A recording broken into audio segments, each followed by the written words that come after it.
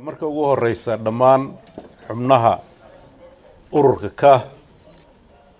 maanta magacyo dawladeed uma baahnin oo urur siyaasadeed baan waa simanna aad baan ugu faraxsanahay in golihiisa dhexe golihii fulinta heer state iyo golihii fulinta ee heer degmo iyo heer gobol dhammaan halka lagu sugan yahay runtii magaca ka caaw rumoobay oo waxa ka muuqata madashaan oo ka muuqata iftiin soo baxay inuu yahay shirar badan baa qardho ku qaban jirnay laakiin sidaan kale ma ahaan jirin waad ogtiin idinku deganaanshaha iyo dadka jooga bisaylkiisa iyo shaqada ay qabteen runtii iftiinkaasi waa uu soo baxay waan rajaynaynaa inuu meelaha kale oo dhan wada gaaro dabcan shirkii ururka lagu dhisaayay oo dhammaan 9 gobol la isaga yimid wuxuu ahaa mid guud laakiin mid shaqo kana u horeeya oo aan ka qayb galo maxaa yeelay diiwaangelintii iyo sida u qabsoontay iyo sida loo gaaray dadka iyo sida wacyiga uu u bisil yahay aad baan ugu faraxsanahay runtii inay arrintaas hirgasho waana tallaabo muddo badan aan sugaynay maskax badan iyo aqoon badan iyo dad badan oo karti ay reer Puntland lahaayeen oo aan laga faa'iideysan oo nidaamka siyaasadeedka aan ku soo caanamaalnay oo ku soo dhaqannay marxaladihii adkaa uu u diiday in dadkan ay fursaddan helaan maxaa yeelay markii dalkan la isku soo noqday dad yar oo kooban oo dawladnimadii markaa jirtay ku soo hana qaaday oo yimid oo culays badan haystay iyo dad fara badan oo deegaanadan jooga oo waliba inta hadda joogta ay ama in yaraayeen ama aysan dhalan oo iyagana duruuf adag oo dhaqaale iyo mid nololeed ay haysatay baa Puntland ka hana qaaday in nidaamka siyaasiga ah ee maanta aan rabno inaan ka guurno sida loo dhiso waa sidii ugu qurux badnayd ee la kari karay laakiin wixii duruuf kugu qabsato marxalad baa looga gudbaa laakiin midda saxda ah ee loo socdo waxay ahayd oo adduunyada inaan kala mid noqono ay tahay midda maanta aan rabno inaan tiigsano oo ah in dadku ay iyagu taladooda u soo noqoto dadka hogaaminayana bulshada ay ka soo baxdo oo aan habkii aan wax ku qaybsan jirnay oo runtii sidii laga badin waaye ahayd aysan fursad u siinayn gabdhaha dhalinyarada iyo aqoonyahan fara badan ama dad siyaabo gaar ah fursadda u waayi jiray inkastoo ay soo saari doonaan guddigu warbixintooda laakiin si hordhaca dadka hadda isdiiwaan geliyey inta 40 ka yar waxay igu sheegeen inay 76% tahay dadka 40 ka weyn 24% weyn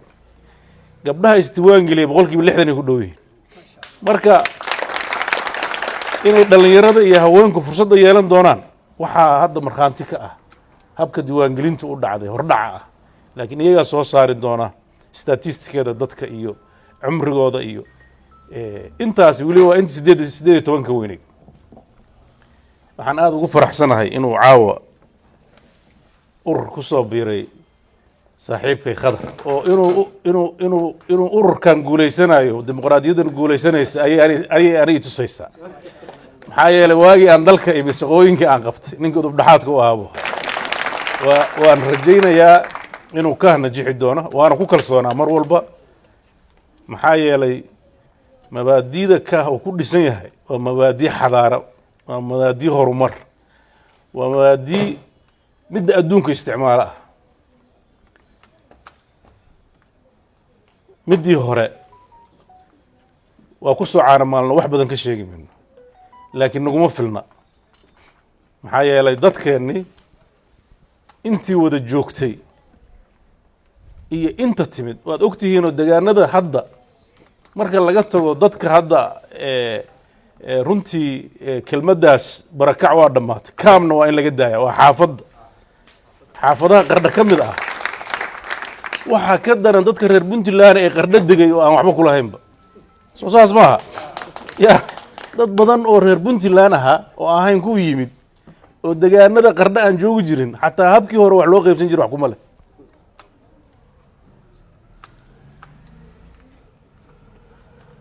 habkaas marka ma sii shaqayn karo maxaa yeelay maamulku wuxuu u adeegayaa dadka degan dad dhintay miyuu u shaqaynaya horta odayaashaan aan ku abtirsanno xoogooda waa dad dhintay soo maha dadka noolaa la rabaa inay siyaasaddu u shaqayso dadka nool haddii siyaasadda u shaqaynaysaan waxaa la rabaa dadka nool inay ka soo dhex baxaan hoggaanku marka waxaan u baahannahay barnaamijkan sida uu qardho uga hana qaaday iyo ufayn iyo eyl runtii waa jecleen dimuqraadiyadda laakiin kolle anigu ma filayn inay sidaas dadku u soo dhaweynayaan waxaan aada ugu faraxsanahay dadka badankiisa soo xeraynaya inay ahaayeen nabadoonnadii ismadii oo aniga aan islahaa malaha amay caqabad ku noqdaan oo u arkaan in hawshoodii laga gacmidixaynayo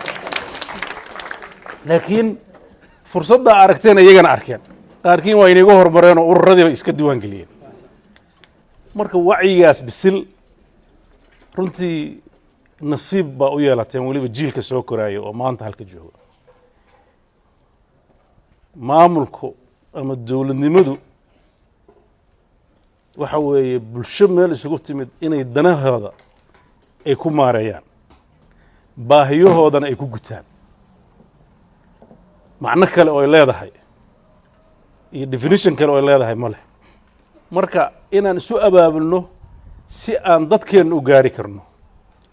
maanta waxaan hubaa dhallinyarada howlbadeennada hadda joogtay qardho si aynu u aqoon si ka badan inay u barteen 17 casho waxay yaqaanaan xaafad kasta inta ku nool waxay yaqaanaan tuulo kasta dadka jooga waxay garanayaan dad walba sidii u fikirayaan awal waxaa laga yaabaa xaafadaada kuwa dariska ah weligaa inaad iswaraysan oo hoos isu waraysan soo ma waxaa keenaya marka waxa weeye waa nidaamkan oo ah nidaam adduunyada horu martay oo nolosheenoo kale soo martay bidaa'iga ah ay u arkeen inay xal uga gaaraan wadaadada halka waxaa la yidhi aada isma diwaangelin laakiin doctor khaddaa wuxuu isu diwaangeliyey haddee duni horumarsan buu ka yimid oo garanayo marka isagaa la rabaa horta culummada inuu u sheego marka xisbi buu ka tirsanaa sida hadda ka muuqatay waa republican labadii mar buu wuxuu codeeyey republican buu codeeyey majiinana isna dimuqraadi ahayd maanta kaaha isugu wada yimaadeen ha marka runtii kala aragti duwanaanta siyaasadeed waa waxa aan raadinayno colaad ma aha nacayb ma aha dadka qaybtiis ku colaadin mayna shaqadu naftirkeeda waa cusub tahayo hadda dadka markii la yidhahda dadka raadiya wixii ay yaqaaneen bay raadinayaan xargihii waa iska dhici kartaa weli barashaa lagu jiraa marka iyada naftirkeeda xumaanka ma aha laakiin marxaladda la marayaa saamayntaas iska leh laakiin waxaan u baahannahay hadda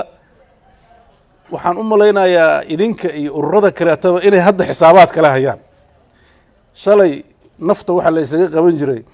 odayaal xataa kaale caawa haddaad timaadi ku dhammaandhu ma soo bixi karo laakiin hadda dhallinyaradii la baadi goobaya maxaa yeele baashu cod bay noqotay ama da' weynow ama da' yarow hal codaa leedahay marka cidda u caaboon ayaa taargetkaagu noqonaya nin isaga maalinta codbixinta ama xanuun la soo kici waaye ama hurdaaya dee wakti inaad gelin maysa ilaa xisaabtan baa dhacay soo maa marka runtii dhallinyarada fursad xoog leh haysataa dalka soomaaliya guud ahaan runtii waxaa ragaadiyey kala qaybsanaan waxaa ragaadiyey nidaam aanan u shaqaynayn dadka intiisa badan dadka nugul uma shaqeeyo in dad degaankaana la dhaho waa laga tiro badan yahay sax maaha kuwii aaman degaanka degay baa waxaa leeyahay war degaankii baa tihiin soo maha sheekh cabdirasaaq iyo ma filayo reer qardhood markaad joogtidna reer qardhood baa tahay kuwa meelaha kala joogana meelahooday yihiin qofku inuu beelka yahay uma diideyso inuu yahay muwaadin soomaaliyeed walaalaheen hadda yimid beeshooda looma diidaayo laakiin inay dhahaan jaaliyadda koonfur galbeedaan nahay waxaan diideyno ya وبيليه دجان كاس لكن هذا ودجان وبنتلاندر وي بنتلاند دجين maxaa yeelay qofka Soomaaliga ah dastuurku wuxuu u ogolaanayaa in meel kasta oo Soomaaliya kamid ah uu degi karo ka ganacsan karo ku noolaan karo meeshaas ayuu codkiisu u ahaanaya marka tan dawladda Soomaaliya loo cadeyn doono xataa halku ka coday qofka halka ka coday meel kale kama codeyn karo qof sidiisa hal cod u leeyahay adaa joos gareynaa meesha ka codeyn lahayd marka waxaan u baahannahay nidaamkaas barashu nagu ah yahay horumar badanna insha Allah ka gaarina dabcan waxaan aad ugu faraxsanahay goodir iyo kawaadirta kale ee hadda ruuxda xisbigu waa ka duwan tahay nolosha kale dhalinyaraduna waxay u baahan yihiin nashaad dadkuna waxay u baahan yihiin inay farxaan marka waxaan u baahannahay hadda kadib markaan nimaano inaan la kulanno axzaabta iyo dadka maaragtay hoggaanka oo bulshada u ah waxaan aad ugu kalsoonahay dadkeenna miyiga iyo magaalada joogaba inay ku rayn doonaan nidaamkan aan qaadanay ururkan dabcan idinkaa hadda u jooga shaqadiisa idinkaa wada aad baan ugu mahadcelinayaa runtii gabdhihii iyo wiilashii halka lagu xusay anoon kala reebin guud ahaan shaqo kasta markii la galo waa lagu kala firfircoonaanaya dadkii siyaasadda hadday soo baxayaan awal dadku siyaasad ma ahayn nin iska joogo meeshiisa waxa leeyahay reerkiina sanadka xildhibaan leh waxa laga yaabaa inuusan qaab dhismeedkiisu siyaasi ba ahayn aragti siyaasadeed lahayn laakiin de reerkiisa yeesho muxuu sameeyaa ya hadda laakiin way ka duwanaan doontaa haddii ilaahay maxaa yeelay qofka reerihii waa la wada yahay kii siyaasadda ka shaqaynaya fursad buu heli kii ganacsiga ka shaqaysanaya fursad kale uu heli mid baa wuxuu diyaar u yahay maalinta codbixinta kaliya inuu bixiyo mid baa wuxuu diyaar u yahay inuu hoggaanka ka mid noqdo leadershipka iyo uu ka mid noqdo oo shaqada qabto dadku marka fursadaha ay heli doonaan way kala badanayaan haddana runtii intii yarooda la joogay warbixinada aan helayo waxyaabo dadkii hawsha waday aysan malaynayn oo ay kaga filnaadeen dhalinyarada inay awooddii shaqadooda la wareegaan ayaa soo baxday runtii waa guul waxaan u rajaynayaa ururkan in uu noqdo meelaha ubuucda u ah gobolkan maanta aan joogno Karkaar oo runtii siduu u shaqeeyay ayaa waxay ka dhigaysaa hormuudnimo gobolkan sida la sheegay tartan culus baan rabnaa inaan ku galno dadkii ugu cusla goodir meelihii kale looma dirin qardhaa loo soo diray muhiimad gaar ay leedahay waxaa la rabaa magaaladan iyo gobolkan inaan runtii wacdaro la yaqaan ka dhigno saaxiibadan ururada kale taa waa tartabeena tartankuna waa fulan yahay waana ka badinaynaa insha Allah tartan furan in lagaaga badiyo ceeb maaha soo maaha ya midka luuqluuqa ku jira horgumada dhibka lahaa laakiin hadda banaanka iskeen haddii lagu yidhaahdo in la kala badiyo waa wanaag bay noqonaysaa dadkana waxaa la rabaa inay ururkan inuu noqdo urur maanta waa Puntland laakiin qorshihiisa waxaa la rabaa inuu xisbi siyaasadeed Soomaaliyeed noqdo kuma koobnaan doona halka marka nidaamka siyaasiga ee heer federaal uu fariisto waad ogtihiin oo mid ayaan dhaxaas la camcaminaya waa diidnay xataa guddiga doorashada yiraahdeen xafiis baan ka furan kama furan kartaa horta aan isla fahamno kan waad ogtihiin oo shuruucdiisa oo dhan baarlamaanka la soo mariyay oo ugu dambeysay dadka hadda aan sheegnay inay codeyn karaan loona codeyn karo wax ka maqan maanta oo shuruuc ah ma jiro oo loo galo laakiin iyadoo shuruucdii ay fadhin oo nidaamkii siyaasiga dalka qaadan lahaa aan fadhin in la dhaho xisbiyaan leenahay qof ah ma shaqayn karto xisbigu sidaan oo kale la rabaa inuu yeesho golo dhexe golo fulaneed heer degmo heer gobol kaadir kala duwan iyo taageerayaal muuqda oo hadda la tirin karo oo meeshan taagan marka ay taasi hirgasho oo shuruucdiisa ay dhammaystirmato heer federaal waxaan ka diiwaan gelin doonaa inuu heer federaal u shaqeeyo haddii la hadlo waxaan rajaynaynaa ragga hadda halka jooga ee reer Baydhabo markii halka joogaan inay u cadeeyaan haddii ay noqdaan xaggay uga codoon doonaan fursadaas runtii waxaan rajaynaynaa inay dadka Soomaaliyeed ay dadku muddo sugayeen waliba jiilka wax bartay aad bay u dhowrayeen oo way rabeen platformkaas inay helaan waan runtii aad baan ugu farxayaa nidaamkan wuxuu u baahan yahay marka cadow badan buu yeelanayaa ogaada dad badan baa horumarka rabin dad badan baa in talada dadka loo soo dhaweeyo rabin marka waxaan u baahannahay in arrintaa laga gudbo xataa reerihii ba isku dirtay ya qabaa'ilkii isuma noola isimadii wax garadka ahaa runtii beeldaajo cali faarax oo ufayn ka hadlaya dadkii baa asnac maanta arkay dadkii baa asnacnay iyadoo la gaarin baa waxa la leeyahay waxayna hadda halka dhig maalin walba garay ku jira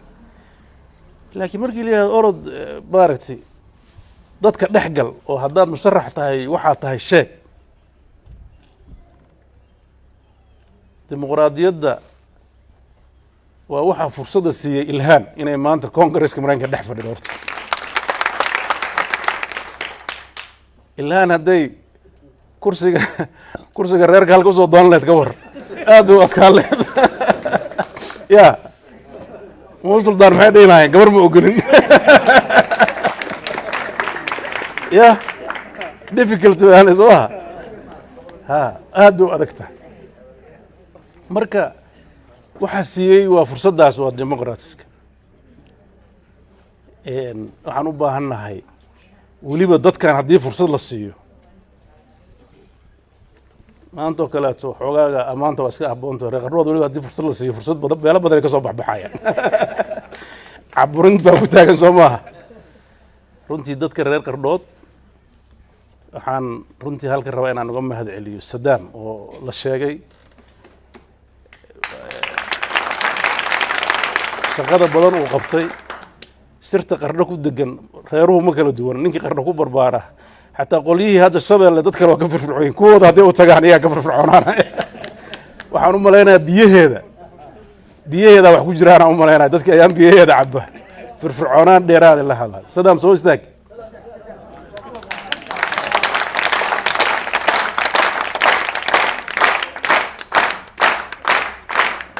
aad baa ugu faraxsanahay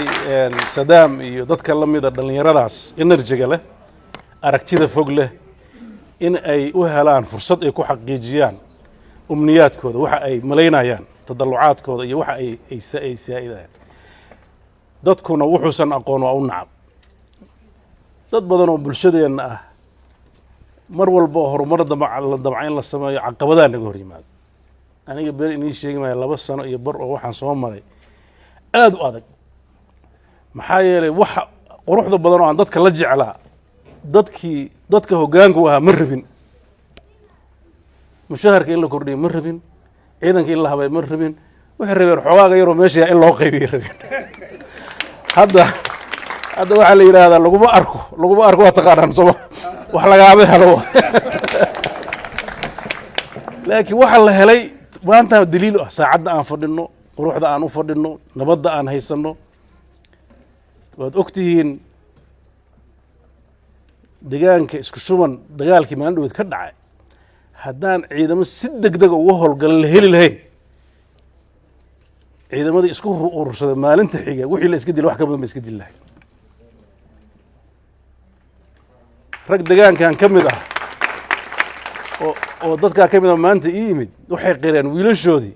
qayb baa galdogob joogta qayb baa kalab gulbataale baranshadeeda jooga oo difaac uga jira qayb baa dankore joogta marka isku dhafka ciidanka dalbarashay u noqotay way aragnimo u noqotay aqoon bay u noqotay qurux dawladnimo muujisay Soomaa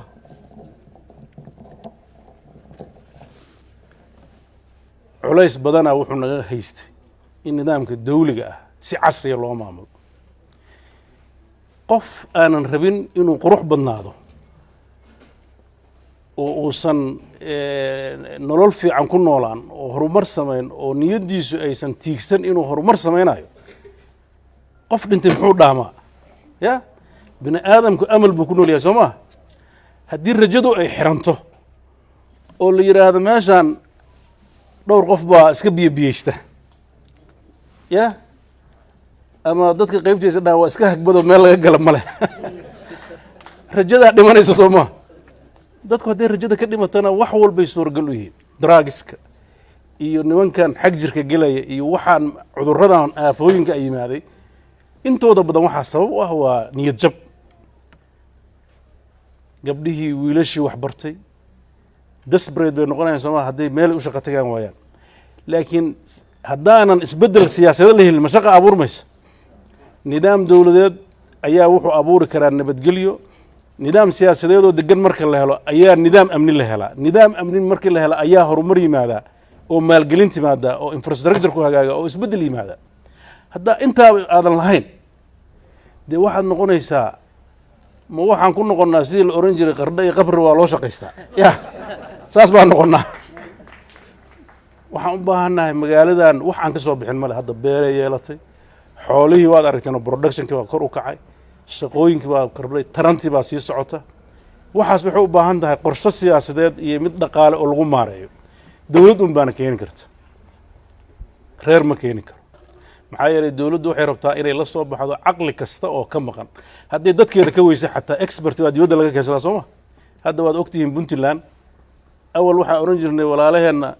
koonfurta ka soo barakacay baa sidoo hadda sheegay isbedelkii guryihii iyo hagaaji hadda yaa ka shaqeeya wadanka Bangladesh iyo Hindi iyo Kenya Soomaa wax ka shaqeynaya ya waa loo soo shaqo tagaa in loo soo shaqo tagay ogaada waxa qayb ka ah nidaamka siyaasiga ah iyo dawladnimadii muddada dheer la soo dhisay midda maanta aan rabno waxaan rabnaa inaanan shaqooyinka ururkan waxa la rabaa inuu dadka uu ku barbaariyo inay dadku shaqeystaan inay dhalinyaradu shaqeysto inay xirfadda laga xishoon in wax soo saar la sameeyo qorshayaasha ay dhalinyarada iyo haweenka iyo bulshada ay rabto inuu u soo jeediso waxa weeye bulsho caafimaad qabta oo iyada nafsadeeda wax qabsanaysa oo adduunkana la tartamaysa dad meel ku xiran oo sidii dabciga noo ahaa oo dadku maalin walba wada fadhiyo marka dama snacaya Soomaa hadduu hadalka xataa toos ku oran waay markay kala laabtaan bay isxamanayaan laakiin dadka hadduu mashquul yahay oo danihiisa ku mashquulsan yahay waxyaabo badan oo bulshada dhexdeeda kala geynaya ayaa laga gudbaya haddii qofkii ku soo baxa nidaamkaas oo gacan ka helay dad walaalihiisa oo aan la hayb ahayn birri kamaan xilka markuu tago wuxuu raadinayaa kuwii ay ku walaaloobeen ururka siyaasadeed ee ma raadinayo kuwii jifadiisa ahaa soo saas ma noqonayso markaas waxa la isku soocaya waxay noqonaysaa hadba xisbiga ku guuleysta ayaa fursadaha dawladda hogaaminta yeelan doona ceebna ma noqonayso markaa laakiin adigoo urur ahayn markaa iska tagtid oo reerkaaga ku soo ag fariistaan oo kuwii kalena ay yiraahdaan hadda ma reerkaaga kaliya hadda qofka halkaa tago ma dhibka garan kara dhinaca qofna uma fiyoobaanayo maxaa yeelay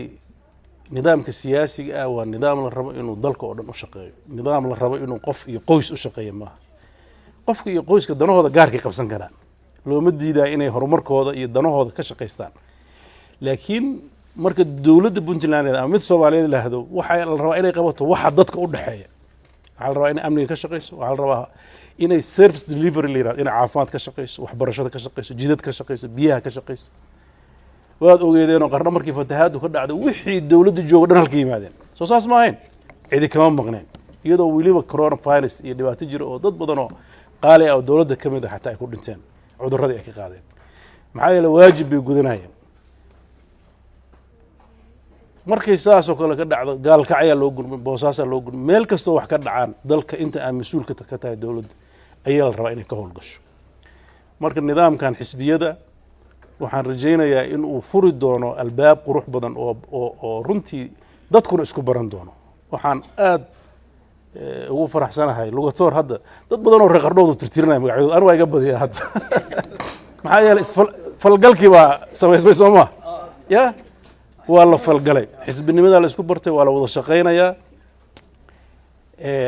dad badan oo dhalinyaro ah oo ay adag tahay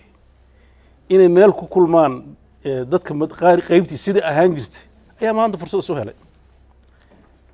khadar cabdi xaaji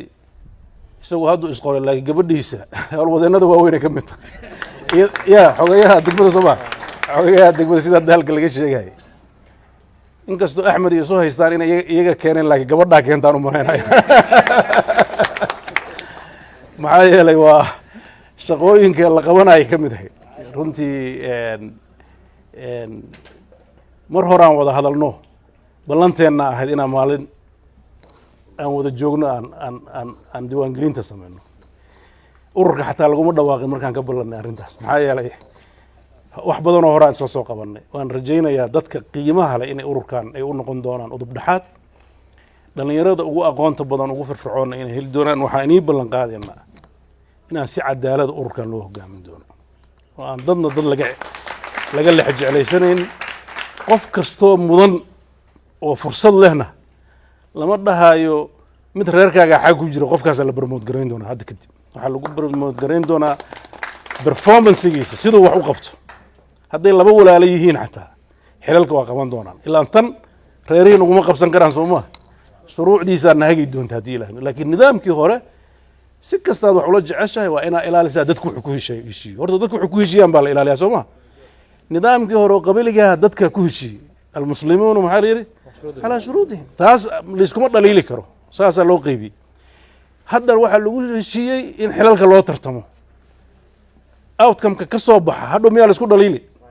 reer dhahay waa ka maqannahay damba ma jirayso hadduu galaayana ilaan reerkan hadduu intuu xisbi degaaya uu codka siiyo uu dhaco hadhow cid ma eedayn karo ya cadkeenna halkaa hala dhigo lagama yeela isagay u tahalla haddaa la rabaa inay xisaabtamaan marka waxaa la rabaa ururka ka waxaa iiga muuqata iftiin aan rajaynayo ilahay idankiis 100 sano soo socoto inuu daarnaado iyo ka badan ummadda Soomaaliyeed taariikh la hubo inuu uga tago magaaladana taariikh bay u leedahay halganka iyo horumarka siyaasadeed ee dalka Soomaaliya uu gaaray taariikh fiican bay ku leedahay taariikhdaas inaa soo celisaan baa la rabaa manbaca fikirka laga qaadanayo hadhow xataa deegaanadu waa tartami doonaan iyadoo ururkii la wada yahay laakiin kaadirka deegaanada kale ka soo kala baxa waxay ku xirnaan doontaa deegaan walba sida looga shaqeeyo fursaddaas inaad si fiican uga faa'iidaysataan waan hubaa degmooyinka kale marka doorashadooda soo dhawaato golaha fulinta ee ururku howlwadeenna halka inuu ka qaadan doono si ay halkaas iyagana shaqo uga qabtaan maxaa yeelay khibradda ay leeyihiin muddada yar ay keeneen ayaa muujinaysa wax badanaa lagu soo celcelinaya guddoomiye ku-xigeenka waxaan u malaynaa guddoomiye ku-xigeenka dhallinyaronimadiisa loogu soo celinaya ragga kaleeto dhallinyarada uga dhowaa ilaa xisbigaana xisbi dhallinyaro ah sida muuqanaysa marka waan rajaynayaa inaan kalsoonidaas inaad qaadaan runtii waa naga dadkan runtii dad badan way ka fursad fiican yihiin markii dalka burburay dadkii da-aadiina ahaa oo annagu markaa aan la ekeen wixii aan soo marnay ya annagoo jecel inaan dadkeena wax u qabanno ayaan kuraasi ku fariistaan xataa weyn haddaa khatar ka sheekeynaya annagoo rabna inaan wax u qabanno idinka hadda waxaad tirahdeen tuuladii qolla timaadaba xafiisaan u dhigeenna waaba moogtahay waa inay sahlan tahay kuraasta iyo waagaas aaday u adkayd xafiiskii ugu horreeyey oo aan shaqada ku bilowno xafiis uu khadar cabdixaashi uu lahaa bay ahayd waxaan ku ilaahay noogu miciina xafiis qalabaysan buu haayo markiiba shaqaan ku bilownay laakiin dalka marxalad wuxuu soo maray ilaahay uunu ka sheekeyn karo maanta waad aragtaan digitalka iyo waxaa haysataano warkaa inta ka sheegan adduunka dhan buu gaaraya soo ma marka waxaan u baahannahay nidaamka dimuqraadiga markaan ka shaqaynayno iyo nidaamka xisbiyada fiiri laba mashruuc inaan xambaarnaa la rabaa marna waxaa la rabaa nidaamkan inaan hirgelinno annagoo si guud u shaqaynayna marna annagoo tartamaynaan ka hadnay laakiin marka codaynta iyo isdiiwaangelinta iyo nidaamkan inuu hirgalo ay noqonayso waxaa la rabaa si guud inaan u shaqayno annagoo ururada waxba ka riixanin oo mashruucaas inuu hirgalo inay kaalin iska saarto maadaama dowladdii ay waddo ururkan ururkii dowladda u yahay waxaa la rabaa labadaa shaqo inay laba mar wada qabato sidoo kale inaysan oran dan guud keliya aan ka shaqeynaa sidii markii hore la ahaaye danta ururkeenna gaarka aan kama tegayno oo iyadana dhismihiisa waa ku hoos wadeenna marna madaxweynihii dalka iyo wasiiradii baan nahay marna waxaan nahay guddoomiyihii iyo xogayaashii ururka labada shaqaba waa isku wadayna haddii ilaahay idan ka dhigo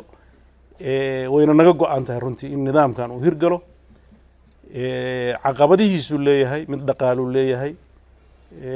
runtii mid aan ka baqaynay oo dhinaca wacyiga ah waa ka ladannahay sida hadda noo muuqato bilowga hadda wax ku bilowdeen iyo siday dadku ihtimaam u siinayaan muddo yaroo kooban runtii xataa mujtamaca soomaaliyeed anigu markii waxaan bilaabanayan xamar baan joog anaaba la yaabayba runtii wiil yaroo hadda aniga maaqaan urur ka tirsan yahay oo mar la waraysto isagaa isxilqaaban la yiro microphone dadka ugu yeerahay aawe ya ururkuba ka tirsan yahay miya runtii ha yarkaas runtii aad baan ya isnama sadaamaa la yihahdaa oo sadaam maanta waa tafaa'ul fiican ya ha aad ya adeer haye fiican tahay haye insha allah haye runtii sadaam wuxuu muujiyey aniga anoon ogeyn dad degaano kale ay soo diray oo yidhahdeen wiilkan qardho ka warramo ya runtii waa uga mahad celinaya garashadaas waxay muujinaysaa inuu qofku isxilqaamo wuxuu u yahay runtii ururka iyo nidaamkanba bonafortum u yahay sidaam aad baa u mahadsan tahay shaqada aa qabatay iyo dadka kaleetaba runtii waxaan rabnaa dad isxilqaama oo waktigooda u hura in nidaamkan hurga maxaa yeelay marka aad joyce leedahay baa wax lakala doordoortaa soo maaha nidaamka siyaasiga ah joyce kale uma lihin kan midaan ahayn ma lihin maxaa yeelay dalkeenni waa dadki waa batay dadkii is yaqaanay waa ka ballaarto dee degaankii waa la wada degay ajaanib baa mar dhow codayn doonta maxaa yeelay hadday iyaga ruuxaddooda joogaan shuruucda ma aha nin magaalo kaas waa muwaadin laakiin xeerarka qofka ajnabiga ah uu muwaadin ku noqon doono kolley waxaan u malaynahay weli heer federaal ka soo dhammaane iyada ruuxaddooda sida jinsiyadda lagu qaadanaya marka la xadido dad kale oo degaano kale ka yimid baa hadhowti ka mid noqon doona sida marka annaguba dibadaha u tagnay ee dadku jinsiyada u qaateen marka runtii nidaamkan waxaan rajaynayaa inaan horumar ka duwan kan aan hadda haysanno inaan heli doonno deganaansho siyaasadeed iyo mid amni iyo mid horumareed aan helino waxaa muhiim ah barnaamijkan wuxuu muftaax u yahay furo u yahay waad ogtihiinoo annaga hadda sanadkii ugu dambeeyey dadka soomaaliyeed waxaa laga doodayey sida doorashadu noqon doonto soo saas ma ahayn haddii doorashada shuruucdeeda iyo xeerarkeeda iyo fariistaan miyaa la isweydiin lahaa la isma weydiiyeen waxaa la rabaa doorashada halka bilaabanaysa inay muftaax u noqoto nidaamka siyaasiga ee soomaaliya oo aan jecelnahay isagana inuu si dimuqraadiya ay talada dadka u dhawaato marka kaalinta aad qaadan doontaan waxaan idiin rajaynayaa inay noqoto kaalin muhiim ah annaga inaga gaabin mayno haddii ilaah idinka dhigo dadaalkaas dhab buu naga yahay waana rajaynaynaa inaan ka miro dhalno waana runtii waxyaabaha anigu aan madaxdii hore marar ku dhaliili jiray maxaa arrintan loo qaban waayey ayay ka mid ahayd waxa ugu weyn oo markaan xilka qabtay aniga aan aada ugu taamahay wuxuu ahaa mashruucan inuu hirgalo mashruucan iyo ciidamada iyo dhaqaalaha waddanka ama dhinaca maaliyadda in la habeeyo waa qodobo udub dhexaad u ah jiritaankeenna ma aha joyce by joyce ma aha dad badan oo aniga dadka runtii ii xigay oo ila shaqaynaya hadda marar badan i dhaliilo oo waxay dhahaan wixii aan rabna kaama helin marka waxaan dhahaa waxa aad rabteen wax ka weyn aa iga hesheen hadda dowladnimo iyo horumar baad hesheen soo maa kaas maxaa ka weyn wax qof la siiyo macno badan ma samaynayo waxaan u baahannahay systemkaan ka shaqaynayna dadku awalba waa noolaayeen waa noolaanayaan laakiin waxaan hubaa system fiican haddaan helno nolosheena inay isbedeli doonto shaqaalaha ciidamadu mushaharkooda waa isbedelay shaqaaluhuna waa isbedeli doonaa reflectionka ay ku yeelato magaalooyinka laga dareemaya hadda qardho hoteeladii iyo ciriir bay noqdeen soo maha ilaa awal wax degan lama hayn makhaayadihii waa kordhayaan ya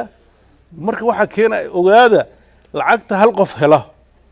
ama gurigu ku dhisanaya ama dibaduhu la aadayo laakiin markay badan tahay oo qaybsan tahay bulshada dib ugu noqonaysa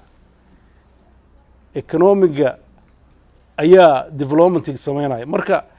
habka aan keennay waa laga yaabaa waktiga dhow dadku inay fahmi waayaan lakiin hadda waxaa aada ugu faraxsanahay in dadku maalin ka dambaysa soo fahmayaan dabcan markii hore caqabadaha naga qabsaday laakiin dadka hadda aad aan uga mahad celinayna inay nala garteen arrintan runtii waxaa marar badan soo xasuustaa waayadaas tacliintan aan ka shaqaynaynay nin madaxdii barkaa joogtay nin weyn ahaa ba aad ila yahay waxaan aan ka sheekeynayo waxaan aan qabanayo nin dhalinyar ma aha laakiin madaxda oo dhan aan saaxiibaha waa u tegi jiray marka intooda badan aabay qaar wariya cabdullaahi dini ay dhihi jireen siciidkaas oo dhib ku haa wuxuu yidhi laf cad baa tooban ku haysaa waxa ka waqtiga isaga dhumi orodaraha ay qabso waada ma arkay waxa aniga waaba iska ilaaway wuxuu yidhi wallaahi wixii aan aad sheegayso waa rumoobeen puntland inaan wax qabtaan horta ugu soo noqdo berigaas haddana waxaa ii muuqata nidaamkan xisbiyada inaanan joyce kale lahayn waa marar badan way dhici kartaa waxa dadka qaybtiisa u muuqda inay u muuqan waayaan laakiin mar walba hadday tahay hadal muhiim ah baa ku jiray